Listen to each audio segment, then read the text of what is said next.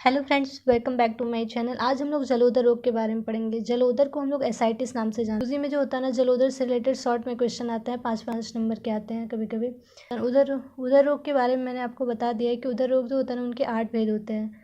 उधर रोग के जो 8 भेद होते हैं ना, वो वातज, पित्तज, कफज, सन्निपातज, प्लीहोदर, बदगुदोदर, छतोदर और 8वां होता है जलोदर, जिसके बारे में हम लोग पढ़ने जा रहे हैं। जलोदर जो होता है ना, बहुत ज़्यादा इंपॉर्टेंट होता है, इसलिए मैं इस पर अलग से वीडियो बना रही हूँ, जिससे अगर एग्ज़ाम में आता है तो शॉर्ट में क्वेश्चन आता है तो आप इजीली थोड़ा बहुत लिख सकते हैं। देखो, जलोदर होता क्या है। जलोदर जो होता है ना, होता है, बताया गया है कि उधर प्रदेश में जब जल से भरी मशक के समान क्षोभ, कंपन, ध्वनि मिलती है तो उसे जलोदर बोलते हैं। मतलब अगर उधर प्रदेश में जो होता है ना, जल से भरी मशक के समान क्षोभ, कंपन और ध्वनि मिलती है तो उसे हम लोग जलोदर बोलते हैं। जलोदर की अगर पर्याय की बात करें तो जलोदर के जो पर्याय होता है ना, दकोदर होता है, उदकोदर होता है एंड जातोदक होता है। अब हम लोग जलोदर के निदान के बारे में पढ़ने जा रहे हैं। लगभग उदर रोग के जो निदान होते हैं, चिकित्सा होती है, वो लगभग जलोदर की भी वही होती है। ठीक है, तो अगर आप लोग जलोदर के बारे में पढ़ना चाहते हैं तो उससे पहले आप लोग को उदर रोग के बारे में पढ़ना होगा। उदर रोग पे मैंने वीडियो बना दी है, आप चाहे तो मेरे प्लेलिस्ट में जाके देख सकते हैं। अब हम लोग जलोदर के निदान के बारे में पढ़ने जा रहे हैं कि किसका सेवन करने से जलोदर रोग उत्पन्न होता है। अगर हम लोग अति उष्ण, लवण, क्षार, विदाई, अन्नपान का सेवन करते हैं तो जलोदर रोग की उत्पत्ति होती है। या फिर अगर हम लोग संशोधन कर्म करने के पश्चात अनुचित प्रकार से संसर्जन कर्म करते हैं तो भी उदर रोग की उत्पत्ति होती है। मंदाग्नि होती है तो भी जलोदर की उत्पत्ति होती है। मैंने आपको बताया है कि मंदाग्नि जो होता है ना, सिर्फ उदर रोग का कारण होता है। तो मंदाग्नि से जलोदर रोग की भी उत्पत्ति होती है। वेगा अवरोध से भी जो होता है ना, जलोदर की उत्पत्ति होती है। प्लीहा, अर्श, ग्रहणी आदि प्लीहा, अर्श, ग्रहणी रोग से कृष होने के बाद संशोधन कर्म करने से भी जलोदर रोग की उत्पत्ति होती है। अर्थात अगर कोई व्यक्ति है जिसको प्लीहा, अर्श या ग्रहणी रोग से पीड़ित है, उसकी वजह से वो कृष हो गया है, ठीक है, उसके पश्चात हम लोग संशोधन कर्म करते हैं तो भी उदर रोग की उत्पत्ति होती है। जलोदर के भेद। अब हम लोग जलोदर के भेद के बारे में पढ़ने जा रहे हैं कि जलोदर कितने प्रकार का होता है। जलोदर जो होता है ना, सबसे पहले बताया गया है कि 2 प्रकार का होता है, स्वतंत्र जलोदर और परतंत्र जलोदर। स्वतंत्र जलोदर वह होता है जब जलोदर जो होता है ना, स्वतंत्र रूप से उत्पन्न होता है, अपने आप से उत्पन्न होता है, तो उसे हम लोग स्वतंत्र जलोदर बोलते हैं। दूसरा होता है परतंत्र जलोदर। परतंत्र जलोदर वह होता है जब जलोदर रोग अन्य किसी रोग के उपद्रव स्वरूप उत्पन्न होता है तो उसे परतंत्र जलोदर बोलते हैं। जलोदर के 2 और भेद बताए गए हैं, ठीक है। कुछ आचार्यों ने स्वतंत्र जलोदर और परतंत्र जलोदर बताया। कुछ आचार्यों ने बताया कि जलोदर 2 प्रकार का होता है, एक जातोदक होता है और एक अजातोदक होता है, ठीक है। जातोदक वह होता है जिसमें जल की उपस्थिति होती है, लेकिन अजातोदक वह होता है जिसमें जो होता है ना, प्रारंभिक अवस्था में उदर गुहा में जल की अनुपस्थिति होता है। मतलब वो जो होता है ना, जलोदर की उत्पन्न होने की प्रारंभिक अवस्था जो होती है ना, वो अजातोदक अवस्था होती है, और जिसमें जल उपस्थित होता है वो जातोदक अवस्था होती है, ठीक है। अब हम लोग जलोदर के लक्षण के बारे में पढ़ेंगे कि जलोदर जो होता है ना, जलोदर के क्या क्या लक्षण होते हैं। जलोदर के लक्षण में आता है, सबसे पहले है अरुचि, ठीक है। पिपासा वृद्धि, मतलब बहुत अधिक प्यास लगती है, भोजन किसी भी चीज़ में रुचि नहीं लगती है। गुदमार्ग से निरंतर जल का स्राव होता रहता है। सूल होता है, श्वास लेने में कठिनाई होती है। काश होता है, दौर्बल्यता आ जाती है। उधर प्रदेश में अनेक रेखाओं एवं सिराओं का जाल फैला हुआ रहता है, ठीक है। ये सभी जो होता है ना, जलोदर के लक्षण हैं।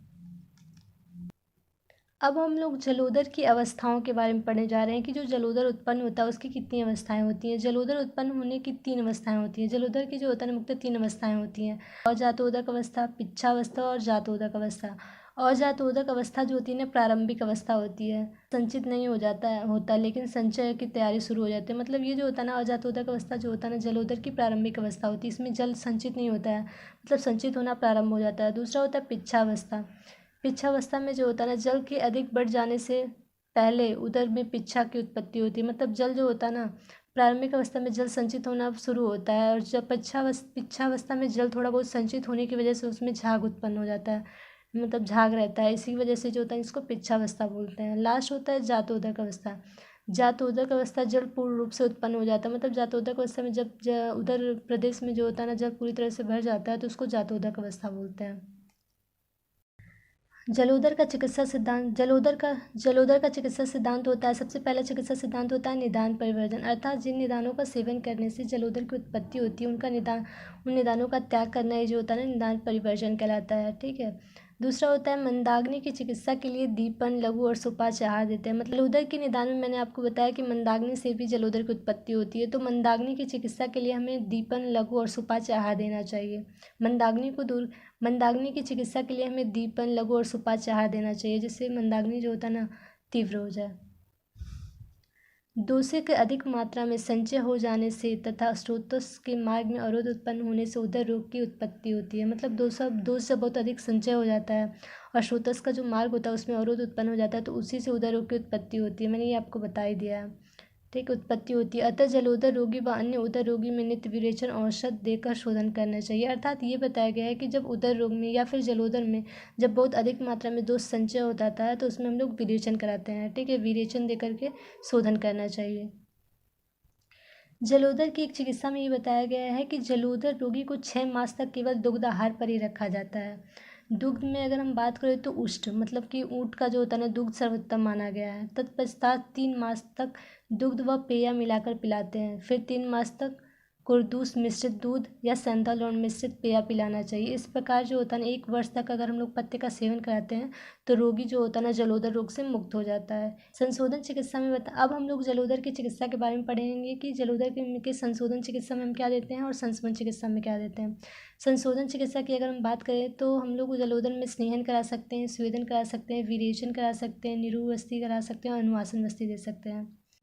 अब हम लोग जलोदर की संशमन चिकित्सा के बारे में पढ़ने जा रहे हैं कि जलोदर की संशमन चिकित्सा में हम लोग क्या क्या दे सकते हैं, ठीक है। इसको हम लोग एक ट्रिक के द्वारा याद कर सकते हैं। अभय इत्र लगा जल नहीं 10 रसोन पी ले, ठीक है। इसके अभय से हम लोग ले सकते हैं अभयावटी, अभय के और से अग्नितुंडी वटी ले सकते हैं, आरोग्यवर्धनी वटी दे सकते हैं। ये सारी वटी जो होता है हम लोग जलोदर में दे सकते हैं। इत्र के ई से इच्छा भेदी रस दे सकते हैं। त्र से त्रैलोक के सुंदर रस दे सकते हैं। लगा के लौ से लोकनाथ रस दे सकते हैं, लोहासव दे सकते हैं, ठीक है। जल के जल जो होता है ना उससे हम लोग जलोदर आदि रस ले सकते हैं। नहीं के नौ से नारायण चूर्ण ले सकते हैं। 10 से 10 मूला रिष्ट, 10 मूल षटफल घृत ले सकते हैं। रसोन से हम लोग रसोन तैल ले सकते हैं। पीले से पिपली घृत दे सकते हैं। अब तो हम लोग जो होता है ना जलोदर के संशमन चिकित्सा में ये सारी औषधियाँ दे सकते हैं। हम लोग जलोदर रोग के बारे में मैंने आपको बता दिया है, उसके लक्षण के बारे में, उसके निदान के बारे में, उसके भेद, उसकी अवस्थाएं और चिकित्सा सिद्धांत और चिकित्सा के बारे में मैंने आपको बता दिया। आपको मेरी वीडियो अच्छी लगी हो तो चैनल को सब्सक्राइब करें, वीडियो को लाइक करें। Thank you.